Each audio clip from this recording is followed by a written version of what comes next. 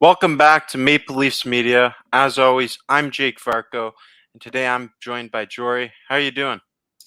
I'm doing pretty well, and big Maple Leafs win, setting the tone for a big night.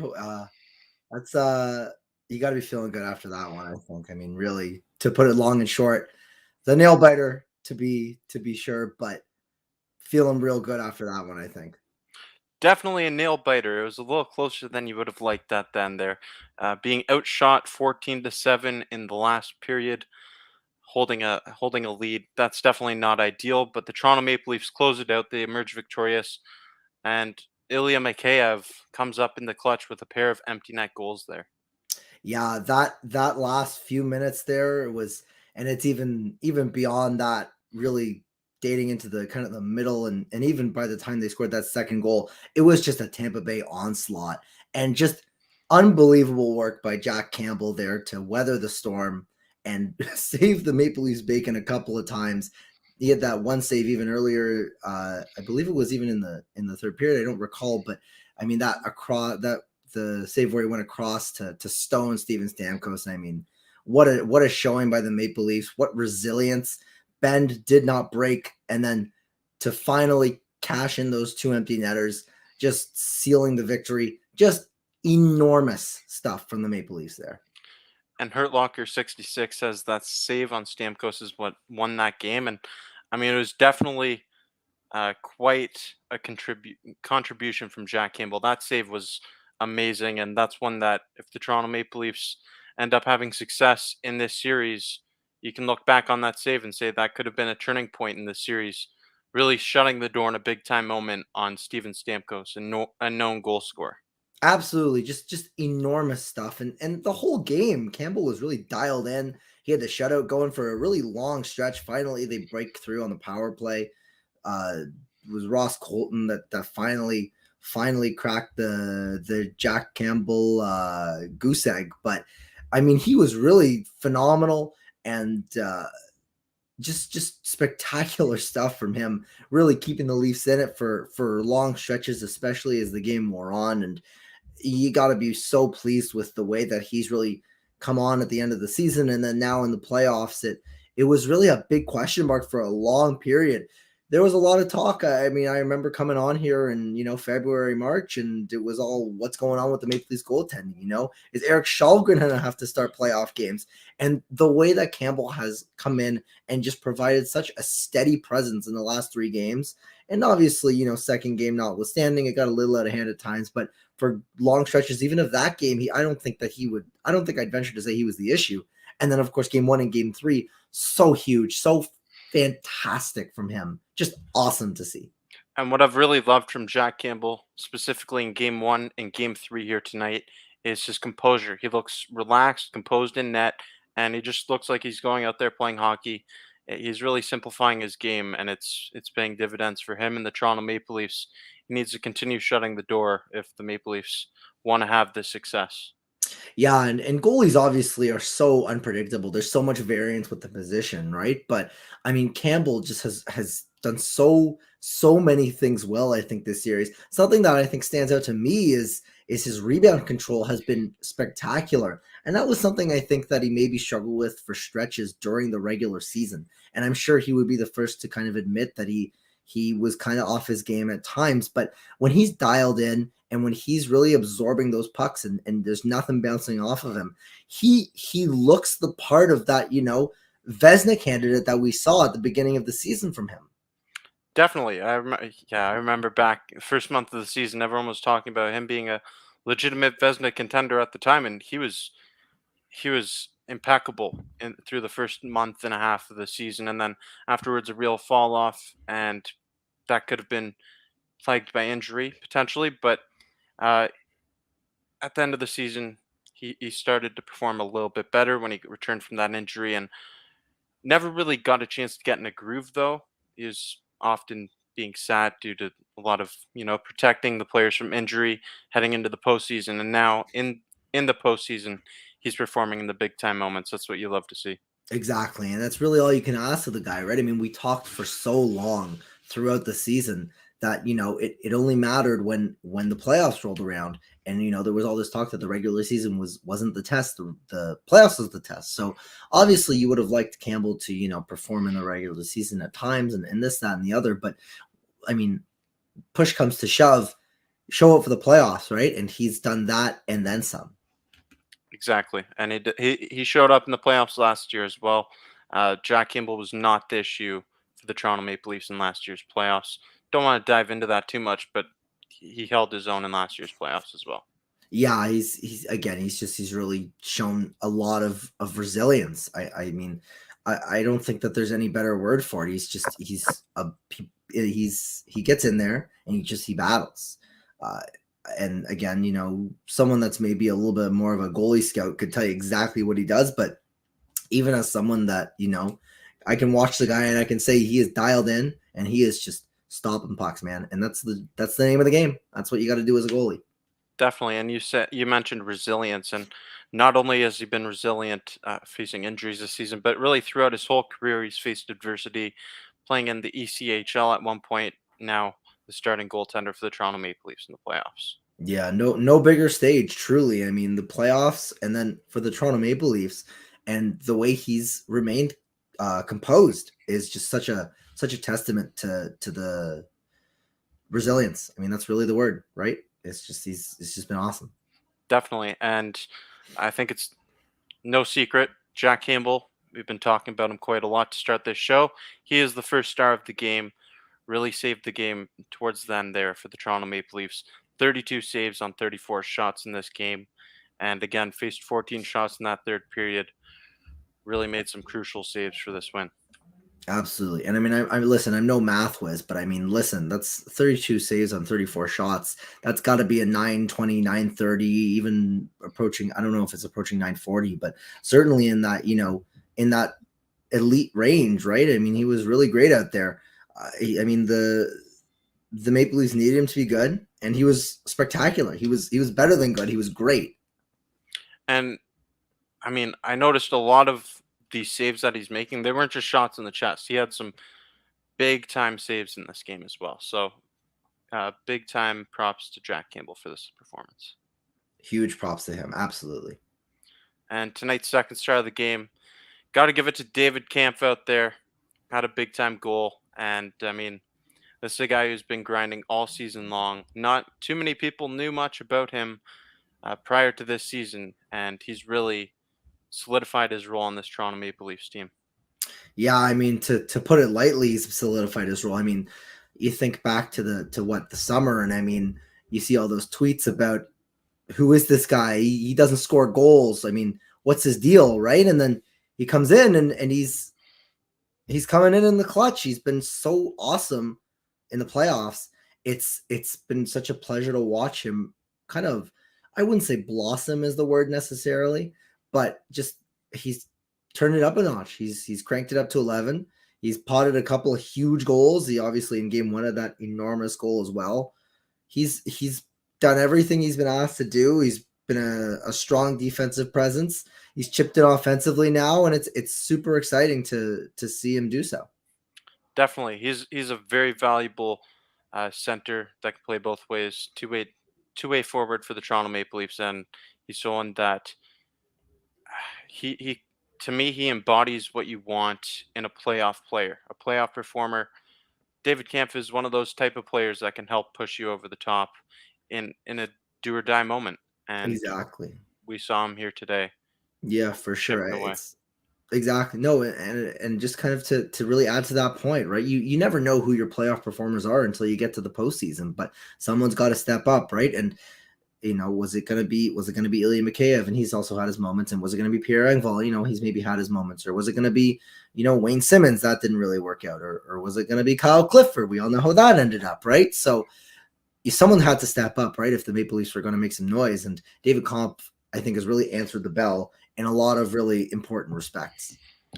Definitely agree with that. And a name you mentioned, Ilya Mikheyev, is the third star of this game. He not often you see someone get in to the 3 stars of the game with a pair of empty net goals, but Ilya Mikheyev did it, and those empty net goals the value of them cannot be understated. Really sealed the deal with those two insurance markers. Yeah, enormous. And he also had that great play at the end to set up the empty netters. He's sprawling out and pokes the puck out with his stick to push it over the blue line to let Engvall break out. It's really a testament to the way that he's kind of turned his season around from a year ago, when of course there's a lot of questions about, what was his role with the team? Was he even going to be with the team, the following season? There was the trade request, and he's become such an integral part of this team to be out there with the net, empty, protecting a lead in a 6-on-5 situation.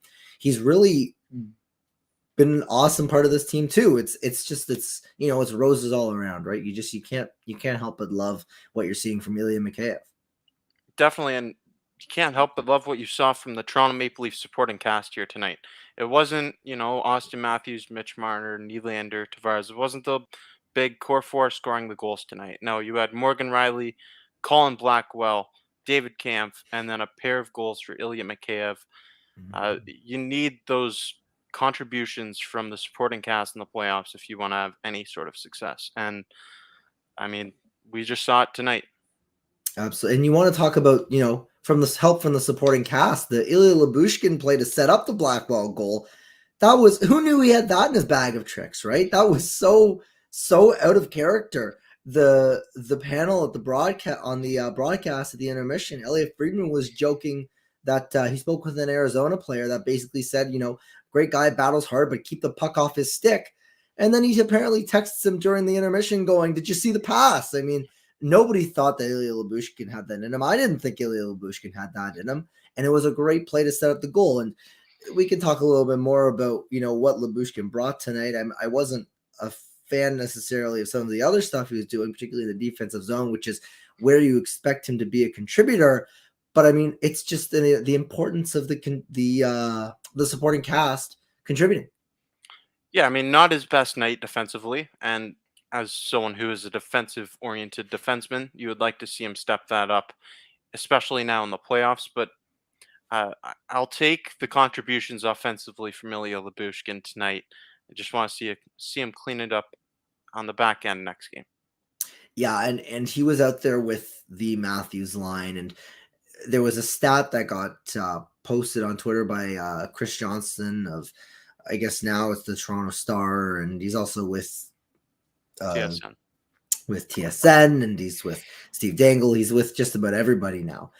But he posted that I think through 2 periods, the Cirelli line, which was hard matching against the Austin Matthews line, was I think 10-0 in terms of shot attempts while they were both on the ice. And Lyubushkin was on the ice when the Matthews line was out there, of course, with Morgan Riley. So a little bit concerned about his lack of ability to get the puck out. I think that's the biggest concern. And it was a concern even during that 8-1 shellacking, that even though there wasn't a lot to read from that game, something that you definitely could read is that when Tampa chose to play physical, Lyubushkin couldn't break the puck out on a tight forecheck.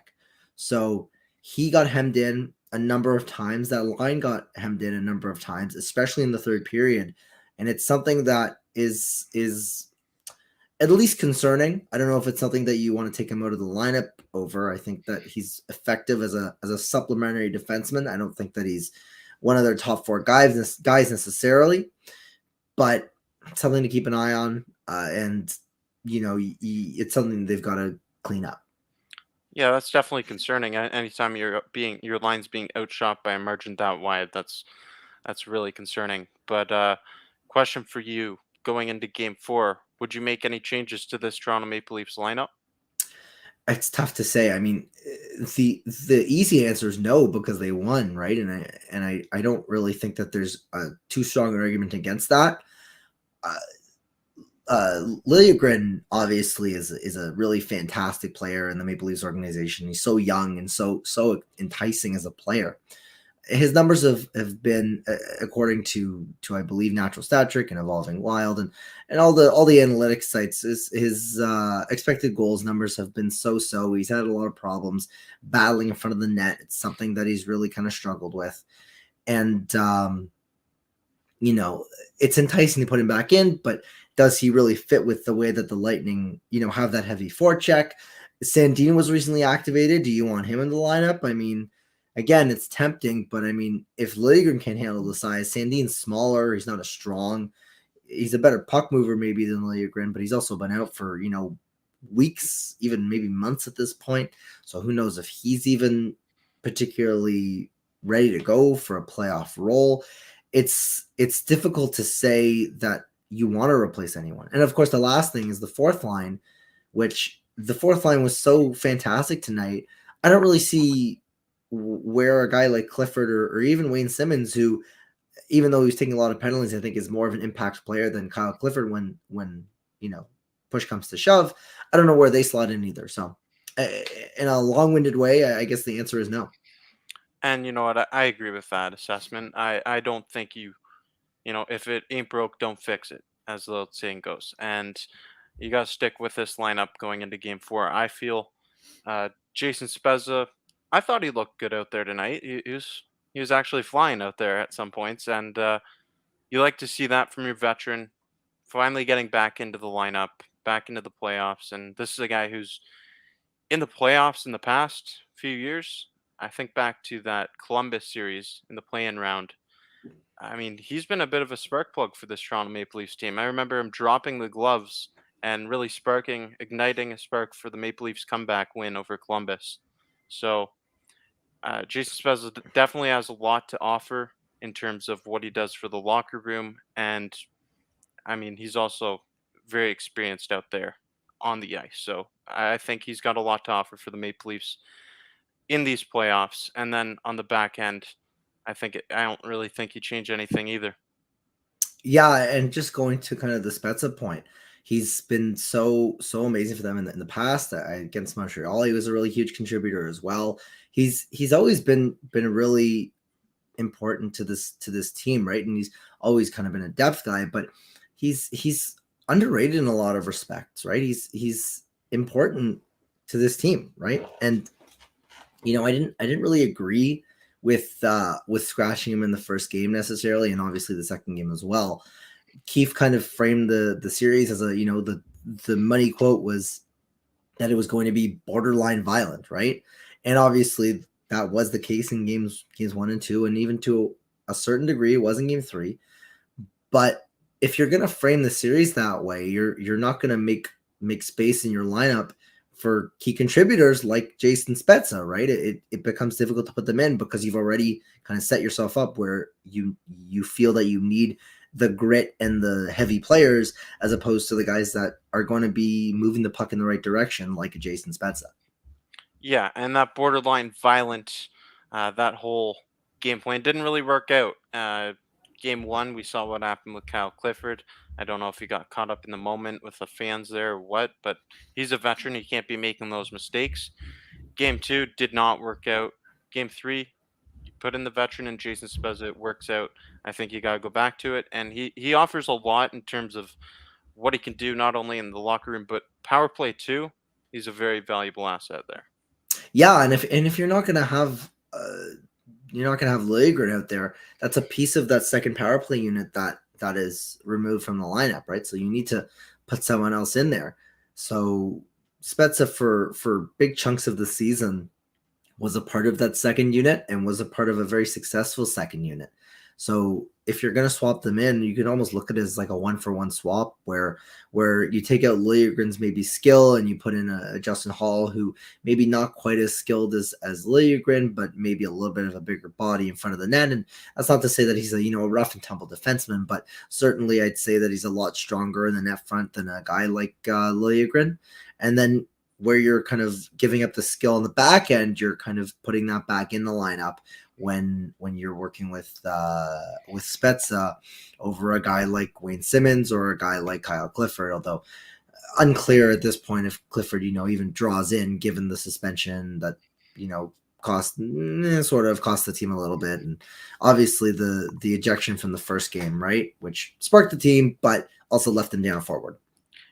I'd be hesitant to put Kyle Clifford back in at any point in the series. I'm not saying I wouldn't go back to him. I wouldn't put it completely out of the question, but I'd be hesitant to go back there after 49 seconds of ice time, resulting in a 5-minute major penalty. So that just can't happen. Exactly. Just can't happen. Yeah. And there's some comments here. Dorky Dave says, put Spez on the second line and move JT to the fourth line.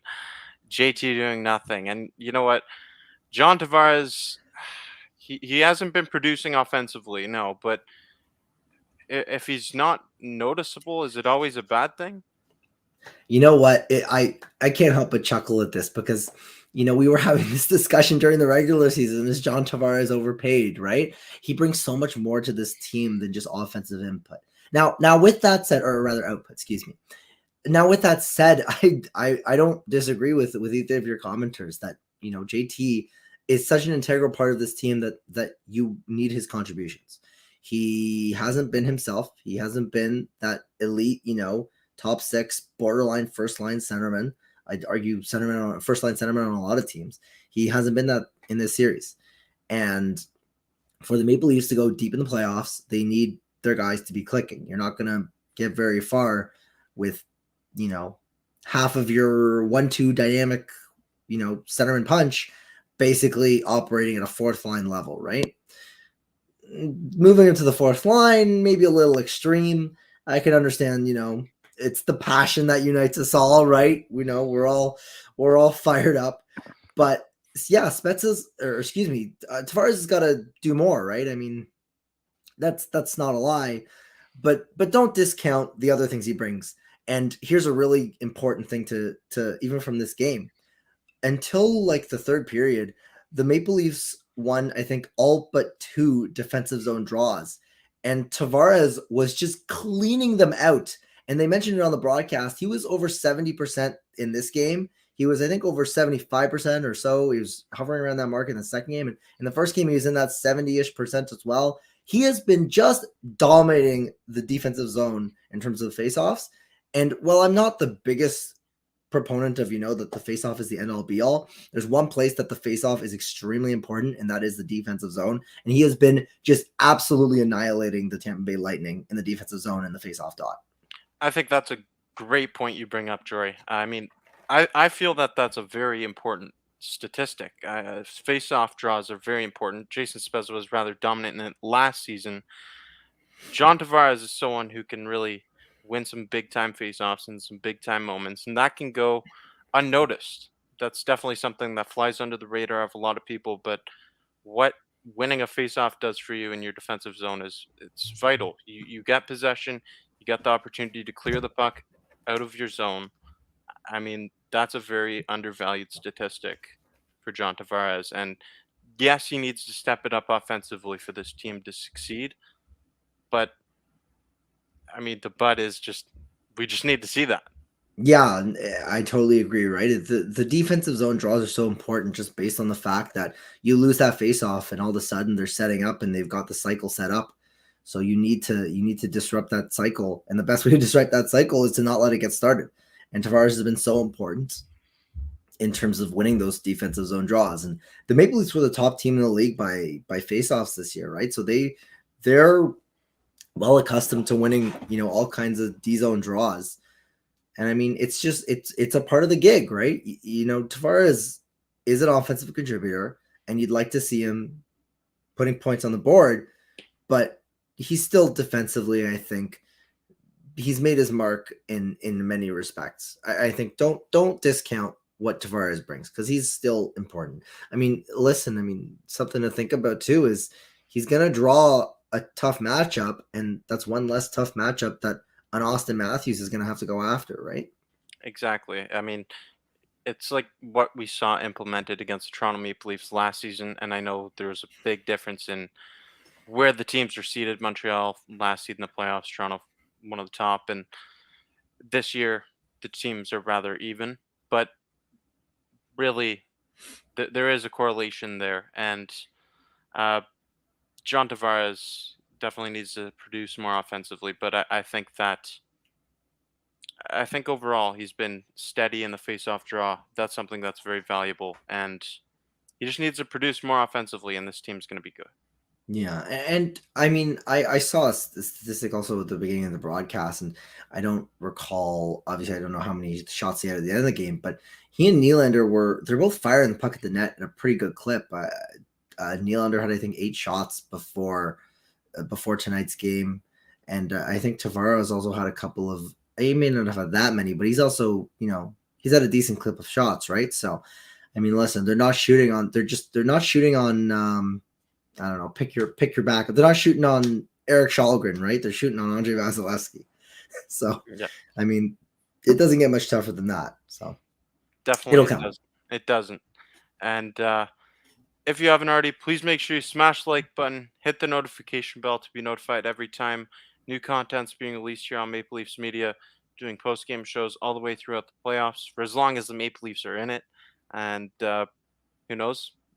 We'll see how long that goes. But yeah, I appreciate the support. And again, if you're watching on Facebook, share the video, tell a friend to tell a friend. Jory, is there someone that really stood out to you from today's game? That's a good question. You know who I think had a really underrated game is Mark Giordano. I think he's been such an important presence on their defensive on the blue line. He's such a steady, just defensive minded, stops plays in his track type of guy. And the Maple Leafs have been missing that for as long as I can really remember. Even this season, they were missing Muzzin for long stretches. He was having a bit of a down year. He's battling injuries, and he was that maybe to an extent. But and then TJ Brody, of course, last year was really good, but this year was kind of a little shaky. And eventually, he was split up from Morgan Riley because that pairing wasn't working. So for Giordano to just be this, lock it down, nothing happens when I'm on the ice type of defenseman, it's so important for the Maple Leafs, especially against a team that's like a high flying team like the Tampa Bay Lightning. Definitely. I think he's been a real calming presence for that blue line, and he is such a valuable asset that they acquired at the trade deadline. Uh, just the things he does defensively, so beneficial for your team, especially in the playoffs. Yeah, in the playoffs, I mean, we've talked about it so many times that they're just a different animal, right? And they've come in over and over and over again with, this cacophony of defensemen that just don't have the chops to do it in the postseason. And Giordano's just kind of shown that he can. And it's just really nice to see. It's so important. He's been a huge part of Liljegren's development, and obviously Liljegren's not in the lineup at this point, but still been a positive contributor with basically whoever you've paired him with. Definitely, definitely. I feel as if Giordano had an impact on Timothy Liljegren, a massive impact. Yeah, definitely. And John Howard, oh yes, we have momentum. This was an important game to win. Let's win Sunday, sweet revenge, and go Leafs go. So I do feel that this was a very important game to win, and I said that at the end of.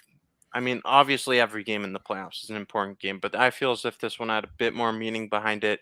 You don't want to lose two straight to the Tampa Bay Lightning and give them momentum going into Game 4 at home.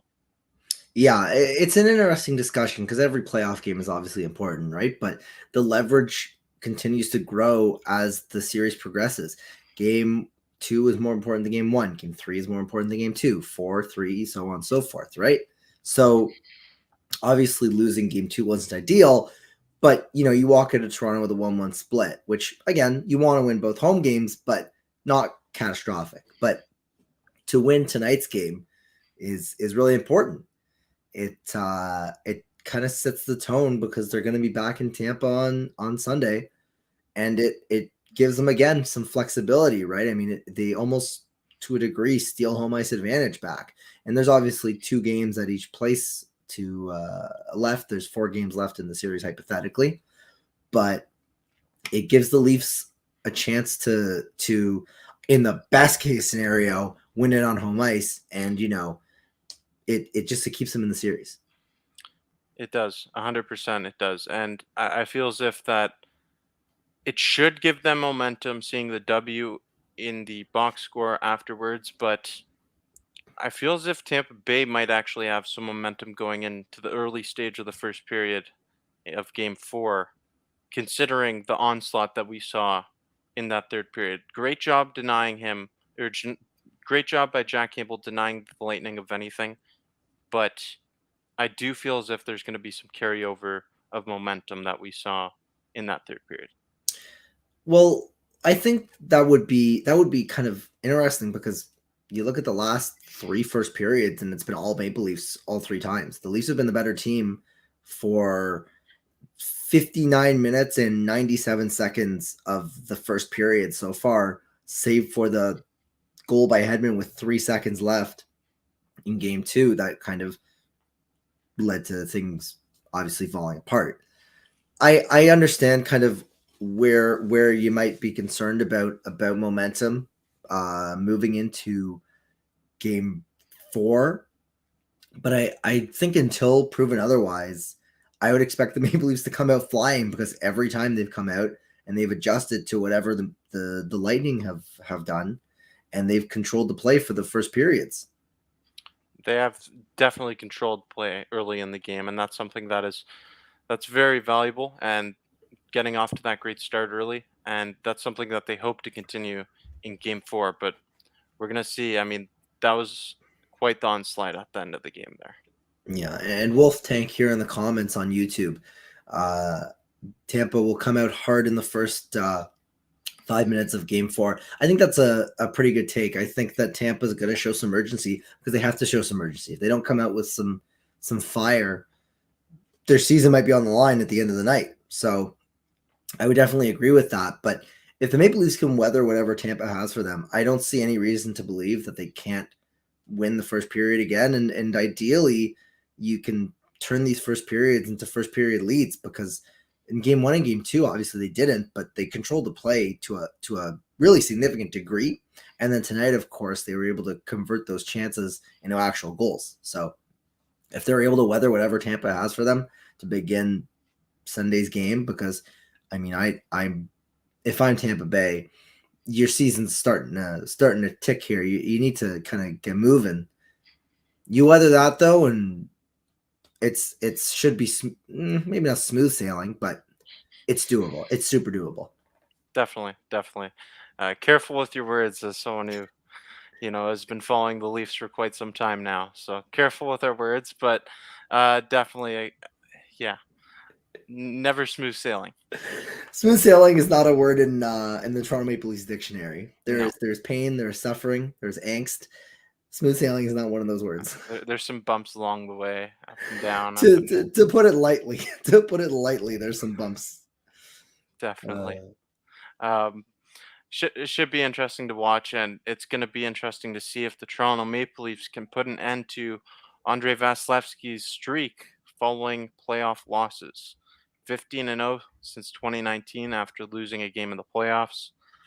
That's definitely going to be something that, I mean, hopefully something that doesn't get into the back of the mind of the Toronto Maple Leafs, but the Lightning, they're going to come out ready to play. Yeah, exactly right, and that's a good point. I mean, game two, it was the Andrei Vasilevsky show for large parts of it. So if you can beat him, you can beat the Lightning. But it seems like he finds another level when his team's got their back against the wall, and did that in game two. You have to think he's probably liable to do that in game four. But if you can turn Andrei Vasilevsky into just a guy, which astonishingly through what 3 games they've scored, I think it's 11 goals on him because I think it was 3 on him tonight and then 3 on him yesterday and then or rather excuse me 3 of them on game 2 and then 5 on him in game 1. So Yeah. they've maybe not pedestrian, but I mean they've made him look pedestrian in stretches. So I mean, if you can eliminate him from the equation, you can do it, right? That's how they got to look at it. And the key to scoring goals on any goaltender, but Andrei Vasilevsky, shoot the puck on net. They've had 30 or more shots in every one of their playoff games here. That's a recipe for success. As Wayne Gretzky said, you miss 100% of the shots you don't take. So just keep firing the pucks on net, and good things should happen. Exactly. You took the words right out of my mouth, right? That's how it works, right? You put pucks on net and you kind of hope for the best. And so far, they've been very fortunate that they've gotten some bounces, and Vasilevsky's helped them out with the odd. Here's the puck right back to you. Marner just about had the second opportunity, or the second goal like that, with Austin Matthews in game one, obviously being the first one that was a gift. But I mean, yeah, you put the puck on net and good things will happen. So if the Leafs can keep doing that, and especially these 30 shots a game, that'll play.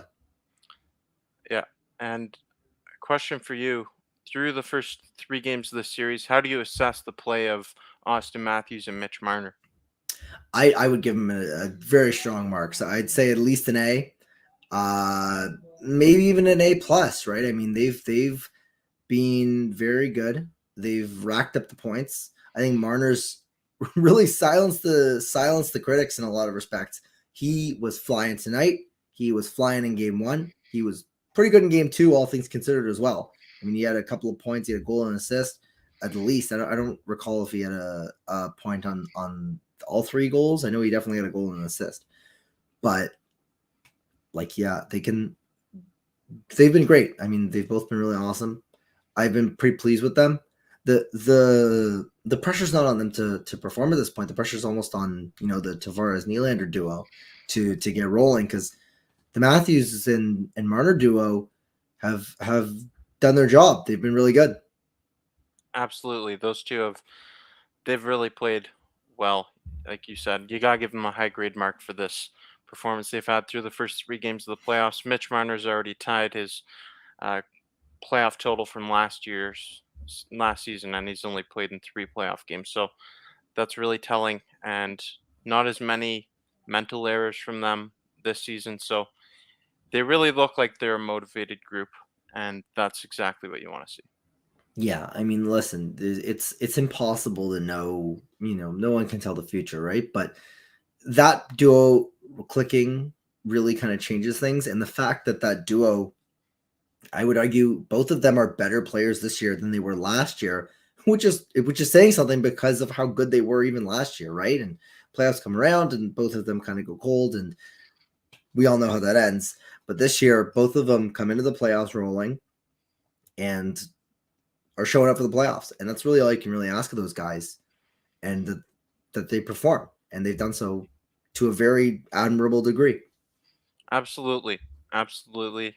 Those are guys that obviously pivotal for playoff success. You need your top guys to score. You also need the production from the other half of your lineup, the bottom half of your lineup. The supporting cast needs to produce as well. So overall, through the first 3 games, I know it's rather early in this series still, but overall, through the first 3 games of the series, I feel as if the Toronto Maple Leafs have been the better team for a large portion of this series. Yeah, and I don't disagree, right? I mean, there's a reason they're up 2-1 in the series. Obviously, the third period this evening was maybe a bit of a, maybe don't call it an outlier, but it was certainly a more difficult experience than some of their other periods. But they've really been the better team for a lot of these periods. They've looked really good for really significant stretches. They've made really elite players look pedestrian. Kucherov looked dangerous at times, but I think in a lot of respects they've done a pretty good job of kind of keeping him at bay. I think Stamkos is still struggling to put up points. I think he's only got maybe like 1 point, or he's really been almost like a non-factor for a lot of this series. So they've done a good job taking good players and shutting them down, and they've done a good job taking players last year that were not producing, i.e. Matthews and Marner, and producing. And that's really kind of all you can ask. And of course, the supporting cast needs to contribute. Tonight was a big night for that, with Mikheyev's 2 empty net goals. David Kampf, of course, again, another guy that's just been stellar. So, I mean, everything's kind of got to click. It's tough to win a Stanley Cup, but I mean, we went around first and go from there, sort of thing. But I don't know. You can't help but be happy with how the Maple Leafs are playing. Absolutely. That just can't help but be happy with the way they're playing. That's just in a nutshell. They've been playing excellent hockey here over these past 3 games. Really trying to rewrite the script of what we've seen over the last 18 years, failing to make it past the first round. And it would be a massive accomplishment to do it against the Tampa Bay Lightning, but we still have quite a way to go for the Toronto Maple Leafs to do that. Yeah, exactly. And I mean, you hope that they can do it, because what a story that would be. They've won what, 8 series in a row at this point now, given that they're back-to-back Stanley Cup champions. So you take down Goliath, and who knows from there. Definitely. Uh, yeah, that would be such a big momentum boost to beat the back-to-back defending Stanley Cup champions. And even if I know it's a lot of tension in the fan base and the media around the Toronto Maple Leafs, but I feel if they push Tampa to 7 and even lose then, it would be disappointing, but I don't think you can really hang your head down low after losing to a team like Tampa. Yeah, and that's such an interesting discussion, right? And I don't think anyone really wants to have that discussion, because it's so early in the series, and B, I mean, no one wants to go through another game 7, defeat, right? It'd be so demoralizing, especially now that the Maple Leafs are kind of in control of their own destiny. It's not like they're, down 3-1, they fight back and then just don't have the last bit to push it over the edge. They're up 2-1. They control kind of their destiny to a high degree, right? Mhm. So if they do lose in game 7, I think we'll see what happens. I think a lot of people are a little bit doom and gloom that, it's a fire sale, and the front office goes, and the head coaches go, and the assistant coaches go. I just don't see that being the case. I think that this team has clearly shown that they're capable of competing with the league's very best. But I mean, I guess we'll see. That's all you can really do. You sit and watch. It's the playoffs, baby. That's how they go. Sometimes the punches roll your way, sometimes things don't. And it's the most chaotic time of the year, and that's what makes it so fun. Definitely, absolutely. I feel this team's really come a long way from last season, though. I really do feel at this point in time that they've come a long way from last season. A lot more maturity in that locker room, and they just seem more determined to get the results. Yeah, and they're built differently too, right? Last year they were I'd say even more of like a skill team, right? And this year they've brought in some more of that kind of pugnacity. And it's not always going to win you hockey games. Sometimes it's going to put you down a man for 5 minutes in game 1 of your first round series against a division rival. But that pugnacity and that tenacity and that truculence, it's clearly something that the Maple Leafs were lacking. And even to have it as an option, right? Because they ultimately this year, or this game rather, they rolled skill.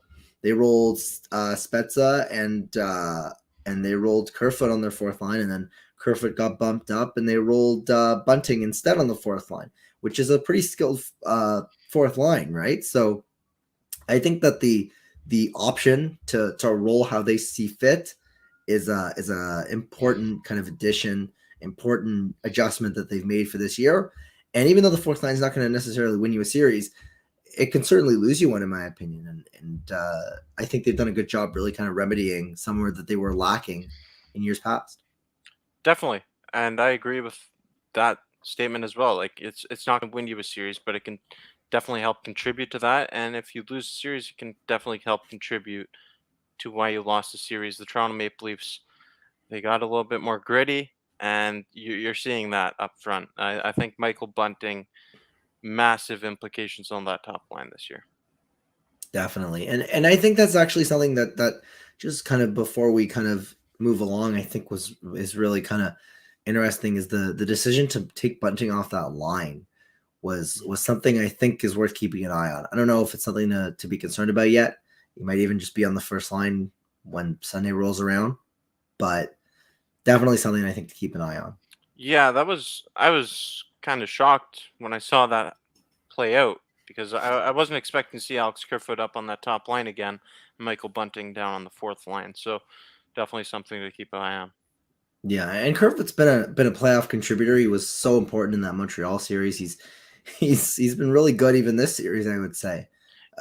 So if he's going to be a first line contributor, that's just fine with me, right? I mean, it doesn't matter who it is, just contribute, right? So, I mean, I guess we'll see, but it's just something I think to keep an eye on. Definitely. And there's a play that really made me shake my head that Alex Kerfoot did today. It was in the neutral zone. He had the opportunity to put the puck in deep in the Tampa zone on the penalty kill. But instead, he gets run over. Tampa takes it the other way. Ross Colton scores a goal. That could have been a costly mistake. Yeah, I would even say it was a costly mistake, right? I mean, basically from that point on, Tampa kind of took the momentum and kind of started to chug along, and it got pretty close, right? So I don't know. Kerfoot's a real interesting case of clearly I think has the skill. This year he was at that like 50-point pace. He was a pretty decent offensive contributor. He's got a little bit of snarl. I'd say a surprising amount, not necessarily the snarl of a Michael Bunting, but I think he's not willing to get pushed around. So I think he's a important secondary piece to this team, and if they want to win rounds, he's the kind of guy that you need to contribute, and he's shown in the past that he can contribute when the stakes are raised. But if he's gonna make stupid plays like that, you can't afford that. No, you can't afford you can't afford to play like that. So definitely needs to clean that up going forward. Last comment we'll get to here. Snowy TV says Tampa needs to lose two in a row, and that's going to be difficult for the Toronto Maple Leafs to defeat the Tampa Bay Lightning in two straight, as I mentioned earlier. Andrei Vasilevsky, since 2019, after a playoff loss, 15-0, and I feel that that would be very helpful to beat Tampa Bay two in a row instead of going blow for blow with the defending back-to-back champions. I can't help but chuckle. It would be helpful if they won two, or if they lost two in a row, because that would mean they get eliminated, right? I mean, of course it'd be helpful, but but no, it'd be good obviously if the Maple Leafs could dictate the series. I don't really see them taking them out in five. I think Tampa's just too good a team. But if the Maple Leafs can continue to dominate the dominates maybe a strong word, but if they can continue to dictate the series, I think that's all you can ask, and I don't really see a reason to believe that they can't take it in six or heaven forbid, fingers crossed, but take it in seven. Yep. Right now, the pressure is on in Tampa Bay. The ball is in the corner of the Toronto Maple Leafs. Now let's see what they do with it. Uh, Game 4 takes place on Sunday at 7:30 at Amalie Arena. I'll be here post game for another one of these post game shows. Great discussion here with Jori today. Thank you for joining me. You have your closing words for Maple Leafs Media? Listen, all I can say is game 4, Sunday. Tensions are going to be high. It's a huge game for the Maple Leafs, huge game for Tampa. It is going to be must-watch TV. Absolutely, it will. And we're going to have our eyes glued to the television screen. Or if you're at Maple Leaf Square, you're lucky enough to be in a seat at Amalie Arena, we're all going to be watching this game with plenty of attention. So thank you for joining me, Jory. As always, I'm Jake Varco.